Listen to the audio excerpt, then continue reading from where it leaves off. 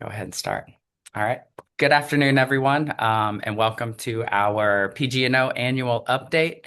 We appreciate you all taking the time to join us and kind of hear a little bit about the work we've done over the past year and a little bit of insight into the future of PGNO programming. My name is Josh Deutsch, and I'm the engagement manager. I have been here for right around 2 years, and I can still confidently say this is the best group of people that I have ever worked with. The support that we show each other, both personally and professionally, is incredible, and it's something that really starts from the top with our executive director. So it's a great place to work, and I love the people I work with. Awesome. So I also want to say, thank you to all of our PGNO members here on the call. Your support really is vital to the work we do, especially when it comes to our advocacy. So thank you so much for your continued partnership. What to expect for today's meeting is we're going to have an update from Derek Longmire, our executive director. He's going to talk a little bit about an overview of what we did over the past year, and then we'll also have a few programming updates from individuals within our organization. And then we would like to open up the floor for you guys to kind of share maybe some highlights or things that you've been up to over the past year. And then we will kind of talk a little bit about the future of PGNO, and then we will close. So thank you all again for joining and being part of our annual update. And I will go ahead and turn it over to Derek. Thanks, Josh. Excuse me. As Josh said, I'm Derek Longmire, the Executive Director here at Problem Gambling Network of Ohio. And our fiscal year aligns with the state fiscal year, and we start in July and run through June 30th. And we tend to have our annual members meeting towards the end of the year, so we can kind of do a highlight of where we've been, as well as a spotlight on where we're heading in the next fiscal year. As we look at this fiscal year, have to remind ourselves where we were a year ago at this time, and we were in the heights of multiple bills to expand gambling further in the state through iGaming, which would essentially be casinos on your phone. And fortunately, we were able to have many conversations with a lot of individuals within the state house to really talk about the impact that that further expansion would have on the state. So kind of going from there to wrapping out the season, or the fiscal year prior, and James will talk a little bit more about our communications and policy work. But that was a lot of work moving into this fiscal year. And then we also hosted the National Conference on Problem Gambling through NCPG, and that brought more than 700 individuals throughout the nation together in Columbus to learn together. So just thinking at the beginning of the fiscal year, we had a lot going on then, and we certainly carried that throughout the fiscal year with a lot of programming, ways to continue to engage and support all the work, and hopefully all of you as well. Some of the key things that we did this year, again, our state conference was held in February. We have gone through our clinical fellowship, and this is our, I don't even know how many years we've gone through the clinical fellowship at this point. And then this is the second year for our prevention fellowship, bringing those fellows together. All of the details about who participated in both the clinical fellowship and the prevention fellowship are available on our website, pgnohio.org, as well as information about our conference. And one of the other things that we launched this year is our Community Ambassador Collaborative. As we worked through our strategic planning process, this was now 4 years ago, we established a 3-year strategic planning process. And throughout that process, we had a variety of goals. Two of the most hefty goals that we were taking on was, one, better connecting and integrating with the recovery community, as well as making sure that clinical services for gambling are available throughout the state. So as we're looking through that strategic planning process, we were able to, a couple years ago now, launch the Ohio Gambling Telehealth Network. And with OGTN, the primary focus there is not providing telehealth services, as the name might imply. It's really ensuring that there's local access to care for gambling services. And then kind of the secondary feature then is ensuring that through the Ohio Gambling Telehealth Network, in situation where there isn't that local access to care, that OGTN can be that safety net. So we, at the beginning of this fiscal year, wrapped up the first part of that 2-year project, and then we had a 6-month bridge contract, and now moving in to the second month portion where we're establishing regional hubs. And the regional hubs will really serve as the subject matter experts for gambling within the region that's been identified. So that will include clinical services. We'll also look at gambling coalitions that might be available within the area, as well as looking at peer recovery support. And as I mentioned with peer recovery support, that's been an area within our strategic plan as well. And this year, we were also able to launch our Community Ambassador Collaborative.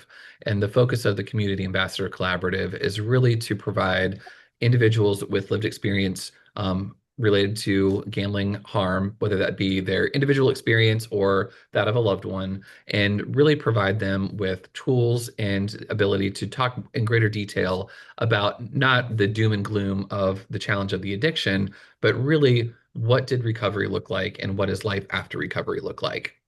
And James and Madison Noble, who was our clinical coordinator, or I'm sorry, our prevention coordinator, who has since moved on, really spearheaded that project and its initiation, and super appreciative of all those Community Ambassador Collaborative members who participated and could really serve as the guinea pigs through that first element there. And then certainly the other programming that we do, we continue to offer our Stages training series, and that has been engaged at higher levels than we have ever seen previously. I think that speaks to the need for additional services related to addressing gambling. And we, as we're moving, well, I don't want to look ahead too much. I guess that's the next section. But looking at great engagement within the Stages training series to make sure that we are meeting the clinical need. And as we did a look back in reporting to Ohio for Responsible Gambling, which includes the Ohio Casino Control Commission, the Ohio Lottery Commission, and the Department of Behavioral Health, we saw that in the 3 years since sports betting legalized, we had a 100% increase in the number of individuals qualified to treat gambling throughout the state. We also saw a 100% increase in the number of behavioral health agencies that are providing clinical services for gambling. And as a baseline, before we launched the Ohio Gambling Telehealth Network, a third of Ohio counties had someone in county qualified to treat gambling. And now we're at 2/3 of Ohio counties having someone qualified to treat gambling. That still means we have a third of Ohio counties to go, and that will be a little bit of where we're looking to head fits in, and hopefully the regional hubs will help support that as well. But just kind of an important piece to look at. While we've seen continued gambling expansion within the state, it's also important to note that we have been continually building out the workforce to support the need that will be coming with that continued expansion. Because we know the more opportunities there are to gamble in the state, more Ohioans will be gambling in the state, and then more Ohioans will be experiencing gambling related harm. So I think that's the time that I had. So I'll turn things over to, looks like Josh, to provide a quick clinical report. Awesome. Thank you, Derek. As Derek kind of mentioned when he was talking about a little bit of the overview, one of our biggest our goals over the past year and with PGNO is really to expand access to resources and help across Ohio. And I'm going to go over a few of the highlights that kind of show just that. So PGNO's clinical team continued to help expand gambling treatment and enhance support services for individuals throughout the fiscal year of 2026. A couple of highlights that I'm going to go over is number one is the Ohio Problem Gambling Helpline. I apologize. The helpline received over 15,000 calls over the last year between July and May, or July of 2025, May of 2026, with 90% of the calls answered promptly and actually had 236 warm transfers that connected callers directly to treatment services from the Ohio Gambling Telehealth, or the Ohio Problem Gambling Helpline, which is run through the United Way in Cleveland. Also, our quality assurance, we do the quality assurance for the helpline calls in the state, and we had planned 60 quality assurance calls over the past year. And we have actually confirmed that we have a high standard of service and we ensure that callers receive appropriate resources based on their needs. And we have completed all of our quality assurance calls for the year. I want to give a shout out to Mackenzie Kay, our clinical coordinator, as she's worked really hard over the last couple of weeks. She's one of our newest team members. She worked really hard, kind of getting us across the finish line and really working hard to make those quality assurance calls. So shout out to Mackenzie for helping out with that. Also, our workforce growth. So when it comes to our GAM endorsements, I believe when I started about 2 years ago, we were right around 100 active GAM endorsements in the state. Right now, Ohio has 145 active gambling endorsements in the entire state, which is almost a third increase just since I've started with PGNO. And 27 plus professionals over the past year received PGNO supervision support, and four clinicians graduated from the Ohio Problem Gambling Clinical Fellowship. So we had four graduates, and that graduation was a couple of weeks ago. It was really awesome, and it was a great event. Also, on gamblinghelpohio.org now, there are 109 providers listed for the state of Ohio, including 16 agencies that were added just this year. So we do continue to expand resources and help available in the state, which is really great. And then as far as professional education goes, we had 6 clinical conversations with Katrina, our clinical manager, and those sessions drew 167 registered participants. And they actually now offer continuing education credits to clinicians as well. So a lot of work being done in the clinical side. And yeah, we continue to keep growing and continue to work on making sure there are resources available for everybody in the state. And now that I've finished up with that, I am going to turn it over to Kelly, our community impact coordinator, to kind of give a prevention report out to you guys. Thanks. Yeah, thank you, Josh. And just like the clinical team has been working hard to engage with clinical partners across the state, we've been doing the same over here on the prevention side. I'll start off with sharing a little bit about agency service consultation, because I think that's a great project that kind of segues between the clinical and the prevention lenses. So the agency service consultation is a 3-year program. We had 7 participants this year, and they work with us to support leadership engagement, strategic planning, workforce development, and training and consultation. And so really the overall goal is to integrate problem gambling services into the existing system that the agency is working through.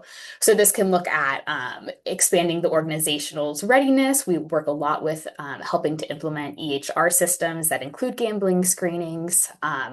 We help to make sure that everyone in the agency is able to respond to problem gambling questions or calls. So not only are there clinicians trained, which of course is really significant, but are the people answering the front desk understanding where to send a client who has gambling related harms. Kind of circling back to that quality assurance calls, working to use evidence-informed strategies to improve systems, especially when we're also working with some of those prevention agencies, looking at the curriculum that's being used in schools, the information being provided to youth, parents, educators, and just embedding sustainable strategies overall. There's so many examples across the state of agencies with a really strong champion, but how can we get problem gambling involved into the agency culture overall? And so like I mentioned, we had 7 participants this year. They just actually presented last week at their outcomes presentation. This year, I think there was so much phenomenal growth, and PGNO is really proud of them. A lot of the focus this year, thanks to the clinical team as well for this, was focusing on rescreening processes and making sure that those are really strong, that agencies are able to support the clients that are already on their caseload. We've been working on expanding staff education, community engagement, looking a lot at fundraising alternatives for schools, for communities that are hosting different events, making sure that they're engaging in fundraising that promotes the health of their clients, looking at the EHR adaptations. And this was also the first year that we hosted agency site visits. This was a really great expansion of the project, and it gave us an opportunity to see how the agency is engaged in the community and their role engaging with clients. Another prevention project was the Community Planning Framework Initiative. We often refer to this more specifically as the Community Readiness Assessment and then the Logic Model and Evaluation Planning Grant. Both years of this grant have kind of crossed the fiscal years. So we wrapped up in December of 2025 with the Community Readiness Assessment Grant. There was 5 agencies that participated. Overall, in this project, the teams were interviewing key stakeholders in their community to understand what the community knows about problem gambling, what resources it's aware of, what is the leadership perspective on problem gambling. And in the end, most of our teams found a readiness level of about 3 or 4, which is on a scale out of 9, indicating that communities have vague awareness and are at the pre-planning stage. I want to thank Christy Valentini Lackner, who was a co-facilitator on that project. She was a wealth of knowledge and so helpful as we implemented that. And then moving forward, 2 of these teams continued on to the Logic Model and Evaluation Planning Grant, which began in February and will continue into November. We're working with YouThrive on that, who has also been a really great partner, and they know so much about Logic Model and Evaluation Planning. Summit County Community Partnerships and Envision Partnerships have wrapped up their Logic models, and actually this week they're going to start moving into the evaluation process. So we're excited to see how that continues to inform their prevention programming. And then finally, we have our prevention fellowship. There was 4 prevention fellows who participated this year. This was the first year that they presented in person in partnership with the clinical fellows, and they worked immensely hard, and they built out the problem gambling prevention toolkit that PGNO is so proud of.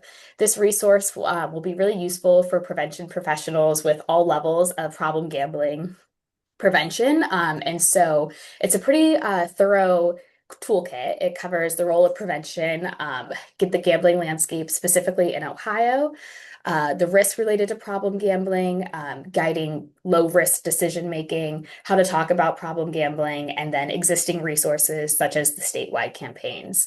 We're building outward. This home will be on the website, so please stay tuned. But yeah, thank you to the Prevention Fellows for developing that resource for the state. Awesome. Thank you, Kelly, for the update. The prevention toolkit is very cool, and we will definitely let you all know when it is up on the website. Awesome. So now we will go to James Brill, our communications manager, and he's going to give a communications and policy update.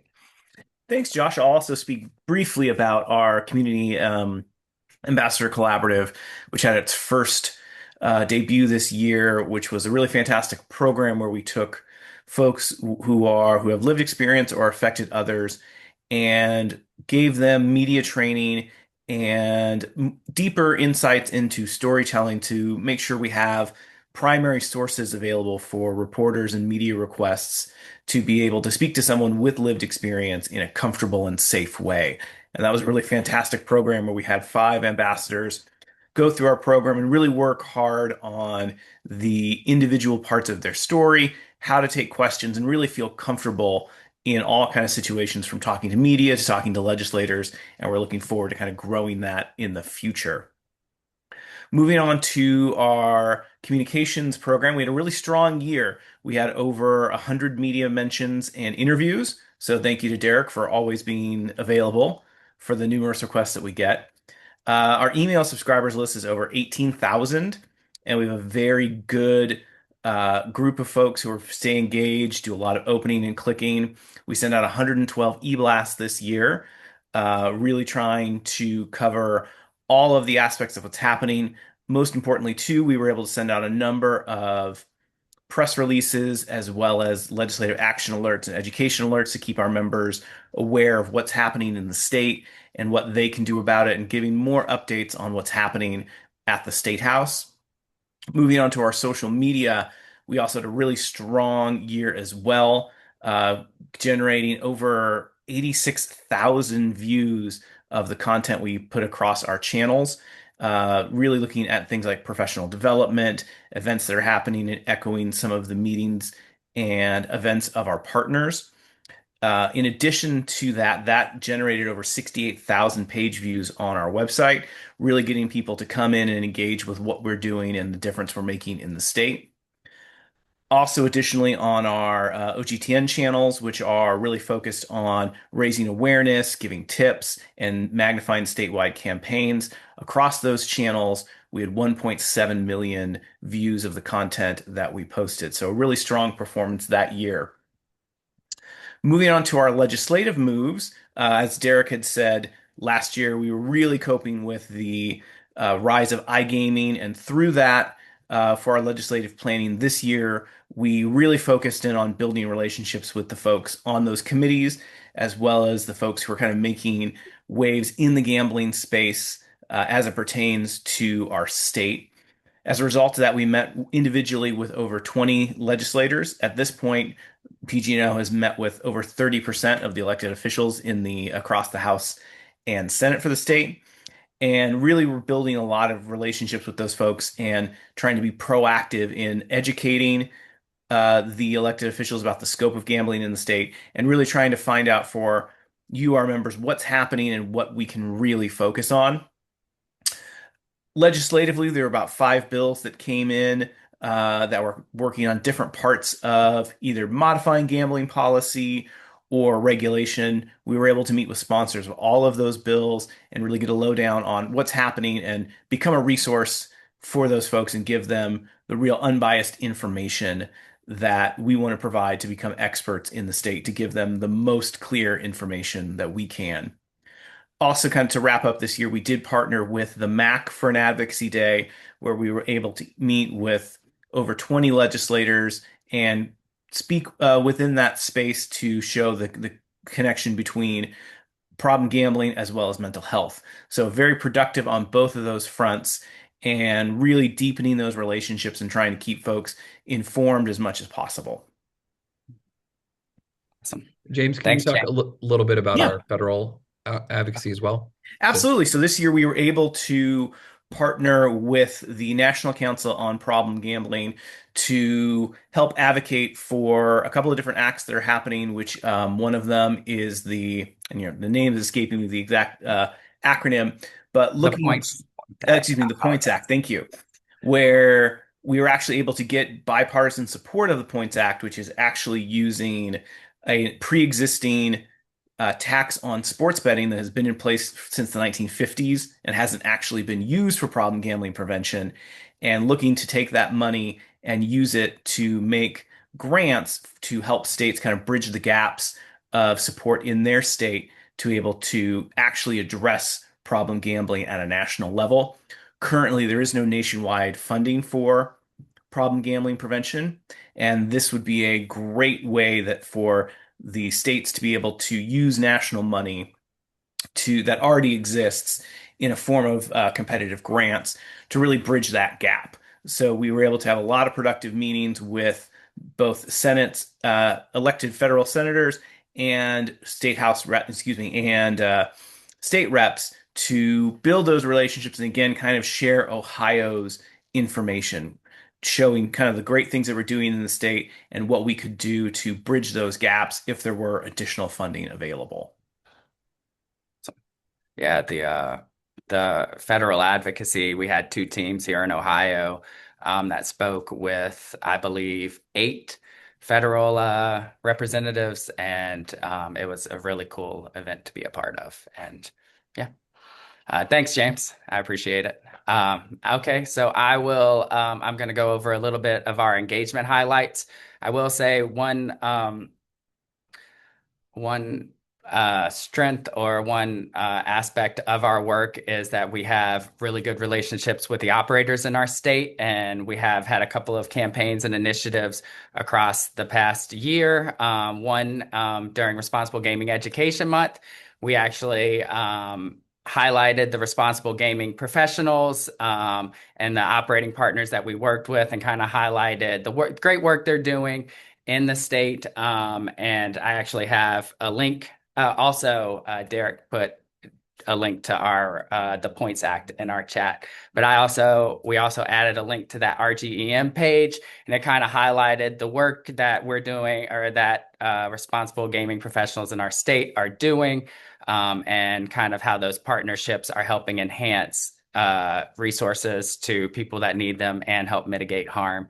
I also want to highlight a tabling event that we did with John Wheatley at Scioto Downs during RGE, Responsible Gaming Education Month, because we actually had 7 tables set up there at the front door during that tabling event that offered resources, and there were announcements highlighting those providers on the intercom.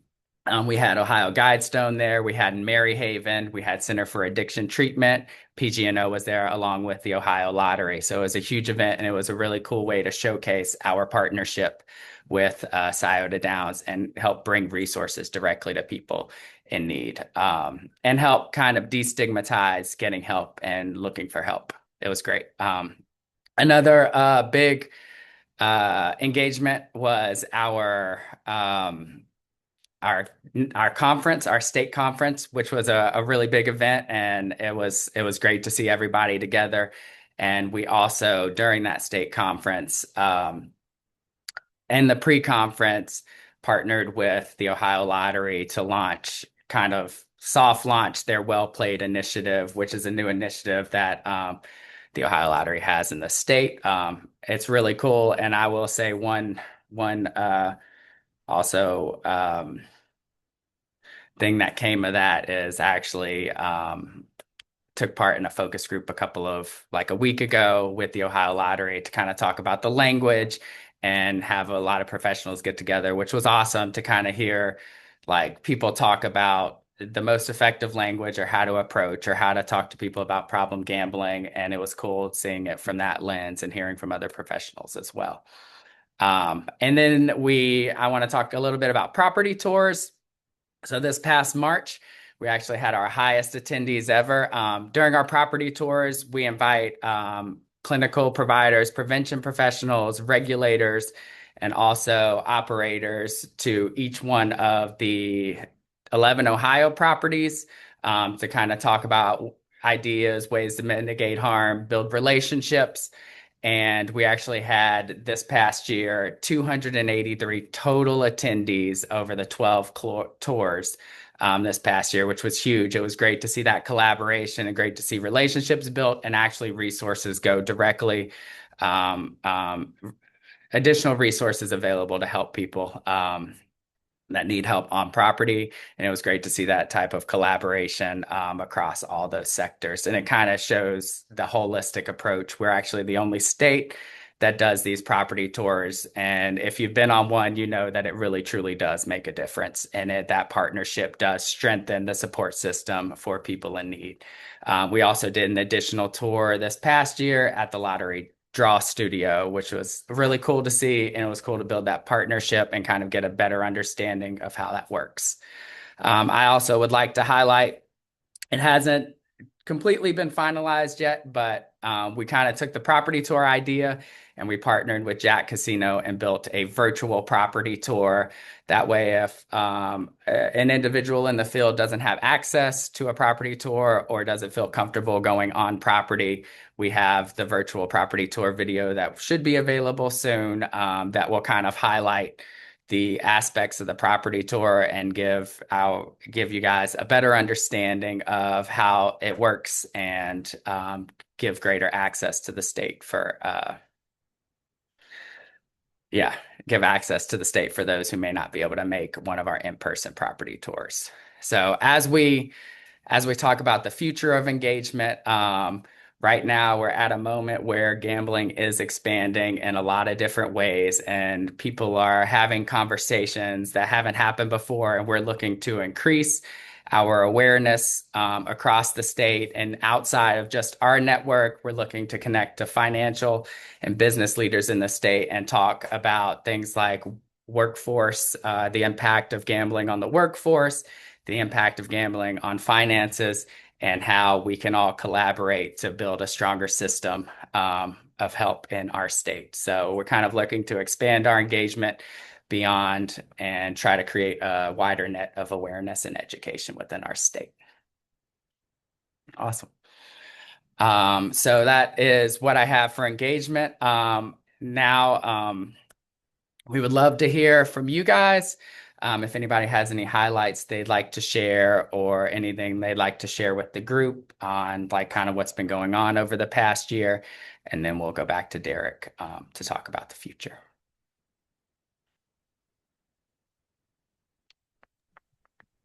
And for those thinking about what they should say or how they should say it, you can either feel free to unmute yourself and share what you've been working on, or you can feel free to drop information in the chat as well.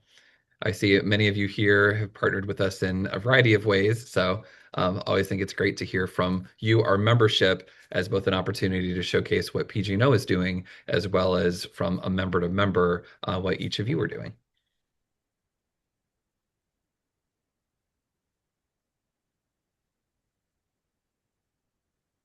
Oh, Jasmine? Yeah, Hey. I'll go.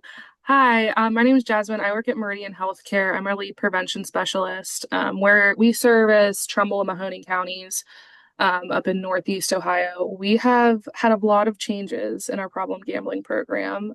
Me and Brandy Bates, one of our treatment providers, just took over in like October, running the problem gambling program. So a lot of changes.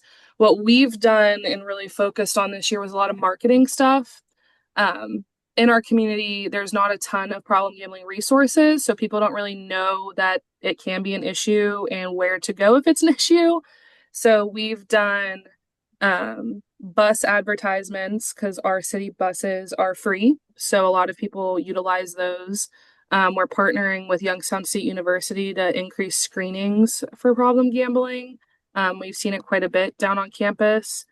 And then we've done a couple newspaper interviews and news interviews. So if you want to look up the local ones, it's WFMJ. It was a 4-minute one. Don't mind my hair in it, but it was really important to do. It was really cool to be able to talk to them. And I stayed like 15 minutes after and got to talk to the anchor, and she was really interested in learning more about problem gambling in general and what the kids are doing. We also are starting to implement the Stack Deck curriculum in schools. Schools have also increased their outreach to me, seeing it with the youth. So we've had a lot of things. And then our goal in the next couple months is we are working on getting 2 more staff endorsed in gambling to provide some treatment services. Awesome. Thank you so much, Jasmine. And it's nice to meet you. I think we've emailed back and forth a couple of times, but it's great to meet you. You too. Awesome. I can go next. I'm Rachel. I'm with the Center for Addiction Treatment. We've partnered with PGNO for quite a few years now, I feel like. So I'm one of the outpatient supervisors here, but I'm heavily involved in like our gambling programming here at the Center for Addiction Treatment. Some new things we've done is we've hired an outreach coordinator specifically for gambling. So that's pretty exciting on our end. One of our goals is, and this is kind of like a continuous goal for us, is to try to get as close to 100% staff trained as possible with the stages trainings. I personally go to a lot of the casino tours. We just recently partnered with the University of Cincinnati at the end of May and did like a gambling education community-wide event here at CAT that we hosted. So just different things like that is our way of trying to like get more involved and making sure that we're keeping up with everything and that everyone here understands gambling disorder and that it can be, just as severe as the population we're serving with substance use disorder, and that we also see occurring a lot as well. So that's everything we're doing here. Thank you, Rachel. We did have a question come through. Thank you, John. And I will talk about that question. And before I go to John's question, is there anything else that folks would like to share? Megan just added in the chat some Zeph updates. Allison Aubrey and Megan are all working on their prevention licenses. Megan has an OCPSA, and they have their OCPSA pending, which is awesome. Great news. They also got train to facilitate the UBET curriculum on college campuses. Nice. That's really great. And expanding their partnership with the University of Toledo to do more than a bet outreach through CY26. And they also continue to facilitate and grow Northwest Ohio Problem Gambling Coalition. Awesome. Great updates, Megan, and thank you guys for all of the work you do up in Northwest Ohio. All right. I'll take it over from there, and then there will also be time at the end for additional questions and additional updates. Yeah. Before moving into John's question and some of the work ahead, wanted to also provide some information related to our national efforts, as you heard from James, talking about our national advocacy as well as our state advocacy and some of the changes that we've seen as the National Council on Problem Gambling. And in addition to serving in the role as executive director here, I'm also the president of the National Council on Problem Gambling for the next 12 months and a few days. So we've seen a lot of changes within NTPG as well as the national gambling landscape within the last year. First and foremost, we introduced our new executive director, Heather Maurer, in January, and the previous director was an interim role, and then prior to that was Keith White, who'd been in the role for 26 years. So have new leadership there and already doing phenomenal work with better making connections and talking more with important stakeholders about the value of addressing problem gambling. Also, we saw a transition in the National Problem Gambling Helpline. 800-522-4700 had been the National Problem Gambling Helpline for the better part of 30 years. And then there was a couple years where 800 My Reset was, or I'm sorry, where 800 Gambler was the National Problem Gambling Helpline. And again, in January, we launched the new Problem Gambling Helpline, 800 My Reset. So whether you call 800-522-4700, you call 800 My Reset, or if you call our state Problem Gambling Helpline, 800-589-9966, all of those calls will, with Ohio-based numbers, will be routed to the Problem Gambling Helpline that's managed by the United Way of Greater Cleveland here in Ohio. So as Josh talked about with our warm transfer projects and those warm transfers, so as there's additional need of resources or just understanding what resources might be available, that's how we work with the National Problem Gambling Helpline, the State Problem Gambling Helpline through the United Way, and then we have our team here at PG&O that helps support either triaging, finding local access to care, making those warm transfers, or in the event where there's no local access to care for gambling treatment, then serving through the Ohio Gambling Telehealth Network. And then also, I'm sure as many of you've seen, we talked about the beginning of iGaming as being a big push at the beginning of this fiscal year, and that shifted away, and prediction markets have really come in and have dominated the space. So for those of you who are not familiar with prediction markets, I don't know how you can't be at this point, but Kalshi, Polymarket are the two predominant prediction markets, although DraftKings, FanDuel also have prediction markets. And I was reading over the weekend that Charles Schwab is launching their prediction market as well. So really looking at the convergence between investing and gambling, which we've had day trading for a long time. Prediction markets have existed for a long time, but not in this gamblified way. So certainly concerning there of what that might look like. And as we've talked about from a national standpoint, really making sure that we're advocating for the protections that need to be in place relates to things that are functional gambling. There's a lot of talk about battle between the CFTC, the Future Commodities Trading Commission, who oversees prediction markets, and states' rights in order to how things are legalized and what you can bet on. That's really not an issue that we take up, because we look at, is this something that looks like gambling? Are people receiving or being impacted by this and experiencing gambling related harm? And if so, then we need to have consumer protections in place to mitigate that harm. So those really are our advocacy points, both at the state level as it relates to things that are regulated at the state, as well as the national level as well, really to ensure those are happening. And ideally, we're looking for a couple of sponsors for both the Points Act as well as additional oversight in prediction markets. And we have more conversations happening of our state officials. It appears that Senator Moreno is most interested in addressing federal funding to support gambling. I had a meeting with SAMHSA, well, Department of Behavioral Health, had a site visit with SAMHSA last week. And as part of that site visit, I was able to be a stakeholder to present to SAMHSA on the work that's being done, which I was the only one that was not funded through SAMHSA efforts in order to speak to them. But there was great interest in gambling, and especially as it relates to the Points Act, where SAMHSA would hold those funds, there's great interest there as well. So all important things to be mindful of as we're moving forward. And as Abdullah dropped in the chat, Meta is now developing their own prediction app now, and that is completely independent from Facebook. It's really their own company that's going to be setting that up. So a lot of activity in the space right now. It essentially didn't exist a year ago from a gambling perspective, kind of came out of nowhere. At least within the current view of the president, there's strong support for the CFTC regulating it, and kind of anything goes, but that's where that strong advocacy is important as we look at the impacts there. Moving ahead and really focusing on where we are and addressing John's question for a hot second.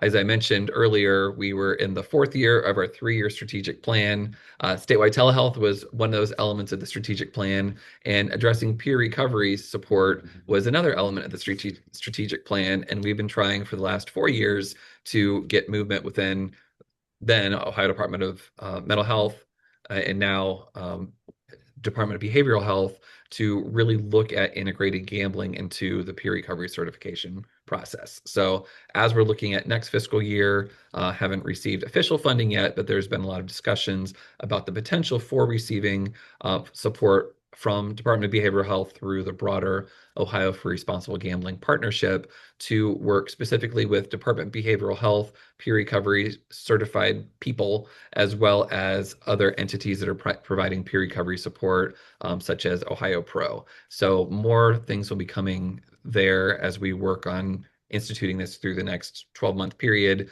as this will be a goal for us for FY27.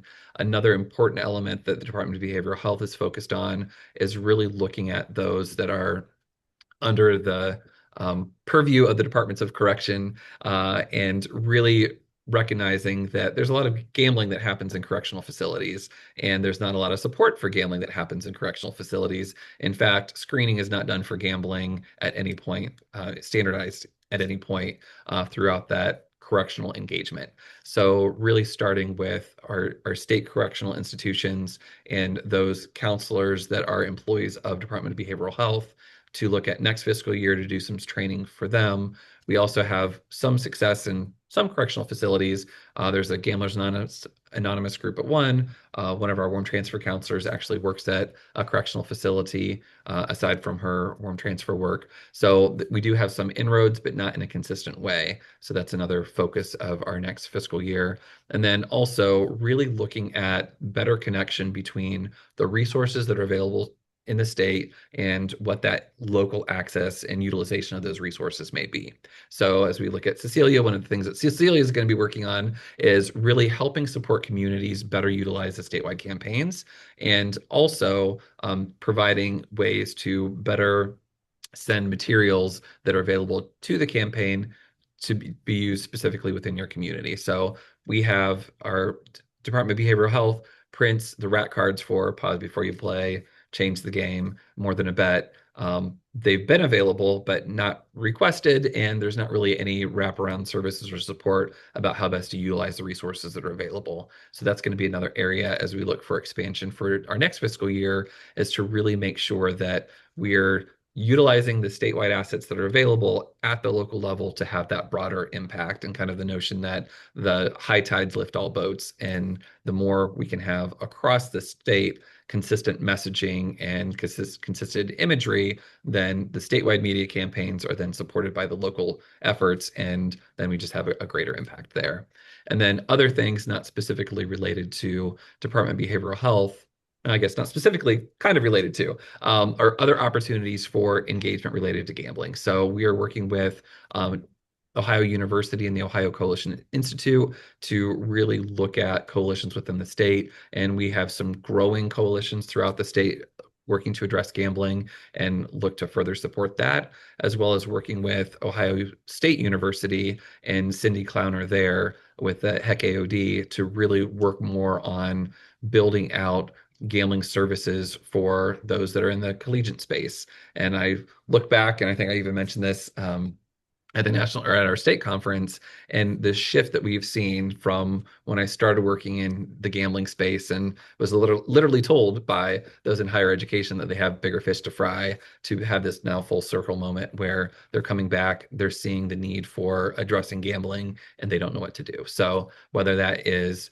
training counselors that are working on campus to help support students, helping build that bridge between the on-campus need and the community resources that might be available, or when those aren't available, building further connections with Ohio Gambling Telehealth Network. There's a lot of avenues that can happen, especially looking from a policy standpoint, not only policies for students, but also for faculty and staff to ensure that we are looking to really address all the needs throughout those campuses. And as we're looking at this next fiscal year, also looking at growth for PG&O. As we look to where we are today, there are several more faces within our organization today than there were 12 months ago. And you will notice more faces coming on. Jesse Woodrig is our clinical director. He is transitioning out of his role in about a week and almost 2 weeks now to go back to working at a community behavioral health agency and looking to fulfill that role from a clinical director standpoint. Also looking to fill both our operations and finance manager position, as well as executive assistant positions, and potentially looking at other positions needed as additional resources and programming are necessary in order to do all that we need to within the state. And that also comes into strategic planning. As I mentioned, we are now in the 4th year of our 3-year strategic plan, and beginning next month, we will start with some stakeholder engagement for all of our membership to get a better understanding of what you view PG&O as, the resources for PG&O, and how we can better build out the services to best meet your needs. So look for more details there related to that strategic plan. The goal is it's going to kick off in July and wrap up at the end of December. So we'll be ready in January to institute that plan moving forward. Whereas also at that point, we'll know who the new governor will be, so we can have that as part of the consideration throughout that strategic planning process, given that the governor's commitment is for 4 years. So our strategic planning time will align for that.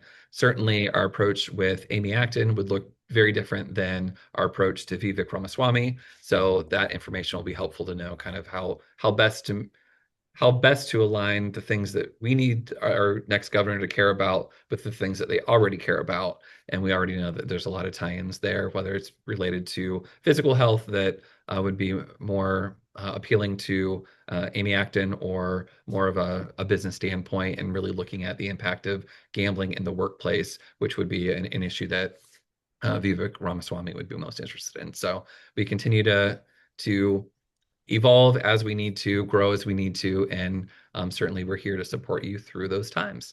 And I think I talked more than I was supposed to, Josh. Sorry, I'll turn things back over to you. No, that's great. We definitely have a lot of big things coming up. Make sure you guys sign up for our newsletter, and also follow us on LinkedIn to kind of have a real-time update on the great things we're doing around the state. Awesome. Thanks, Derek. I can open up a few more minutes if anybody has any more updates or any questions before we go ahead and close it out.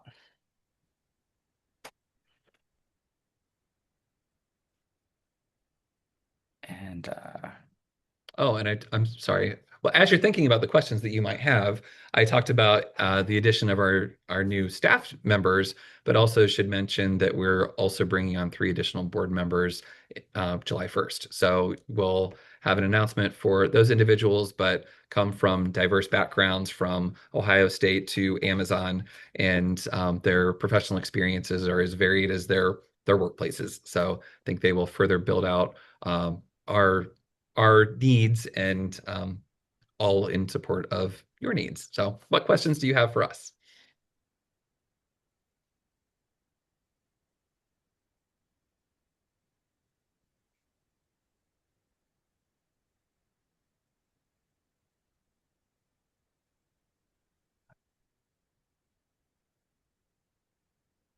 And one more minute. And if you're bashful in asking your question, you can always email us at info@pgnohio.org if you don't want to connect with us directly. So always happy to support you and really make sure that your membership is beneficial to you. And I think it's important to note also that as it relates to the lobbying work that we do, it is your membership dollars that help support that work because we can't use state dollars for them. So hopefully you see great benefit in being involved in PGNO as a member, but also know that your membership dues help support our lobbying work to ensure that gambling harm is being mitigated kind of at all levels, or at least there's an advocate there to speak at those levels.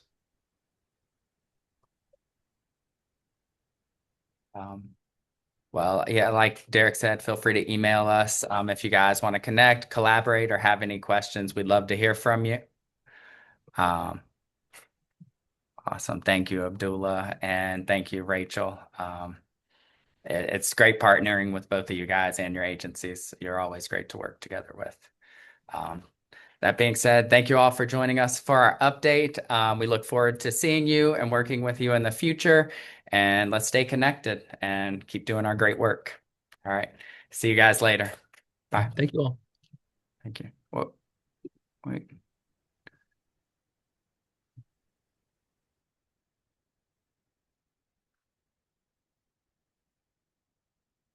I know.